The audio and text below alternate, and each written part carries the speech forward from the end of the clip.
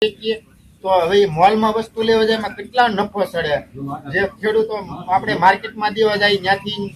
બીજા લે ત્યાંથી પછી વેપારી લે વેપારી એને શોર્ટિંગ કરી કરે પછી એને પેકિંગ બનાવે બધો ખર્ચો એની ઉપર ચડાવે તો આપણે આપણા ગામમાંથી જ વસ્તુ ખેડૂતો પાસેથી લઈ અને જઈને આપણે શોર્ટિંગ ગ્રેડિંગ પેકિંગ કરીને વેચાણ કરીએ તો ગામ લોકોને સસ્તું મળે અને સારી ક્વોલિટી મળે તો અમે પણ અમારા ગામમાં વિચારી રહ્યા છીએ કે અમે આવું કરી રહ્યા છીએ ટૂંક સમયમાં અમે ધીમે ધીમે આયોજન કરીશું કે અમારા ગામમાં જે ગામને જરૂરી છે એ બધી વસ્તુ બનાવે આ બધું તાત્કાલિક ન થઈ જાય તો આપણે 8-10 પ્રોડક્ટ થી ચાલુ કરીશું કે 8-10 પ્રોડક્ટ પહેલા આપણે ગામમાં ચાલુ કરીએ અને કેવો રિસ્પોન્સ છે આજુબાજુના વાળા ગામડા લઈ જશે શહેરમાં આપણા ગામના લોકો ઘણા લે છે તો આપણા ગામના બ્રાન્ડ થી આપણે વસ્તુ મગદાળ કે કોઈ પણ મસાલો બનાવી અને આપણા ગામની શહેરમાં જાય તો એ લોકોને એમ થાય કે આ તો મારા ગામનું છે ભાઈ ઈ નું લઉં મોલમાં જઈને એટલે બધા પૈસા તો મોલ કરતા મને આ 5 રૂપિયા સસ્તી મળે છે તો મારા ગામનું જ ખાવ ને મારું ગામ સદ્ધર થાય મારા ગામના ખેડૂતો સદ્ધર થાય એવી ભાવના તો બધામાં આવી જ છે એટલે આવી રીતે ગામનો માલ ગામનો પૈસો ગામમાં અને શહેરનો પૈસો ગામમાં કેમ આવે એનું આયોજન હાલ સમય કરી રહ્યા છે એટલે આવી યોજનાઓ કરીએ છીએ તો આ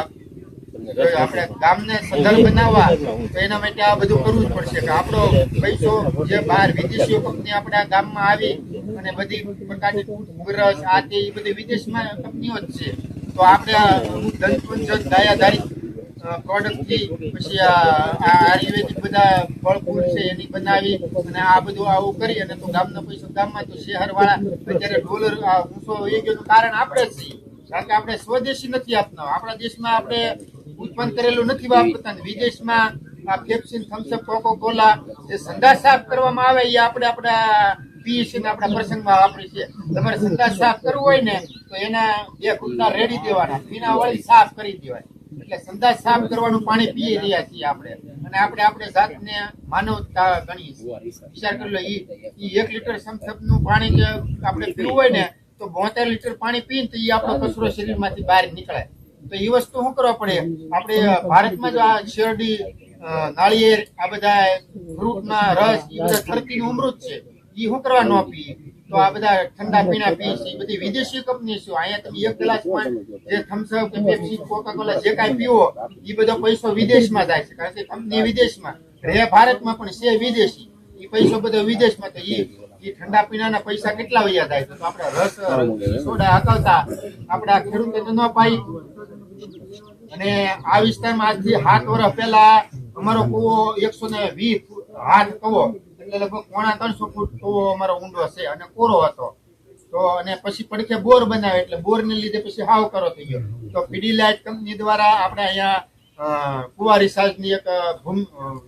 ચલાવી મુહિમ યોજના ચલાવી કે એ લોકો પાઇપ આપે અને જીસીબી આપે આપણે મહેનત કરી અને જ્યાં ખેતરનું પાણી ભરાતું હોય ત્યાંથી કવામાં નાખવાનું અથવા બોરમાં નાખવાનું અને એક કુંડી બનાવવાની આપણે ખર્ચે કરવાની એમાં નબળા પથ્થરે બાંધી અને જે ખેતરનું પાણી આવે પેલા સીધી કુંડીમાં એટલે કુંડી 8-10 ફૂટ ઊંડી કરવાની કાપ નીચે પીડો રહે અને પાણી ભૂંગળા દ્વારા કવામાં આવી જાય તો એ પછીના અમારે 5 વર્ષ થઈ ગયા 6 વર્ષ કુંવારી ચાલ કર્યું એ પછીના 7 વર્ષ બહુ સારા થયા 5-7 વર્ષ આપણે વરસાદ હારા જ છે કે જે કૂવો અમારે પડતર હતો ને એમાં જ અત્યારે મોટર હાલે આ 4 વર્ષ થાય એમાં જ અખંડ મોટર હાલે જે પૂરો હતો એમાં ને એમાં પાણી પણ સુધર્યું પેલા શાકભાજી આપણા આ વિસ્તારમાં બહુ એવા નો ખાસ થતા આપણે ખાવા કેરા કરતા તો બળી જતા ખબર ને મેન પાણીનો આપણો ટીડીએસ વધારે છે તે તો પાણી ટીડીએસ વધ્યું અને મેન ચોમાસા જે ખેતરમાં પાણી ભરાતું ને એ પાણી હલ થઈ ગયું કારણ કે કૂવામાં આવી ગયું એટલે ત્યાં મોલાત આપણી બચી તો એ પણ આપણે આવા પોથી ને પ્લસ પાણી ઉપર આવ્યા અને પાણી પીવામાં મીઠા થયા તો આ રીતે પીડીલાઇટ અત્યારે યોજના ચાલુ જ છે કુંવારી સાઈડ જેને પીડા હોય પડતર કવા તો ખેતરમાં પાણી ભરાતું હોય પાઇપ દ્વારા કૂવામાં પાણી જાય તો જળે બચશે પાછા પાણી તો આપણે બેફામ ઉપયોગ કરીએ છીએ તો નાખવાની આપણામાં ફરજ આવે છે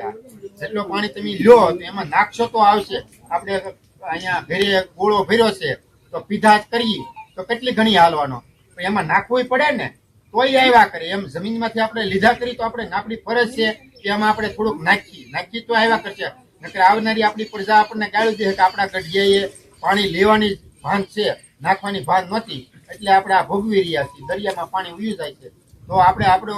આગળની પેઢીને બસાવી છે તો આ ડ્રીપ ફુવારા થોડું પાણી ઓછું બસાવો આ બધી જે યોજના છે એનો લાભ લો અને આ વસ્તુ અપનાવો એ ખૂબ સારી છે. અને તમે તમારા પરિવારને બચાવો છો, થોડી ગાય આધારિત ખેતી કરો. તમે વધારાની પણ થોડુંક શાકભાજી, અનાજ, કઠોળ તમારા પરિવારને થાય એટલું તમે કરો. કારણ કે તમને તમે ખેડૂત જ છો, તમને શું મારે કહેવું, તમે શાકભાજી બનાવો છો વેચવા માટે, કેટલી દવા ઉપયોગ કરો છો. પછી એના એ તમે શહેરમાં જવા જો, ત્યાંથી બીજા શહેરમાં જ્યાં તમારા છોકરાઓ રહે છે એ ત્યાંથી ખાય છે, તો તમે તમારા બાળકોને ઝેર આપી રહ્યા છે. એટલે તો તમને ખબર હોવી કે આ જે દવા ખાતરનો ઉપયોગ કરી છે એ આપણા બાળક જ ખાય છે. તો તમે તમારા બાળકને મારવા ઉભા થયા કરતા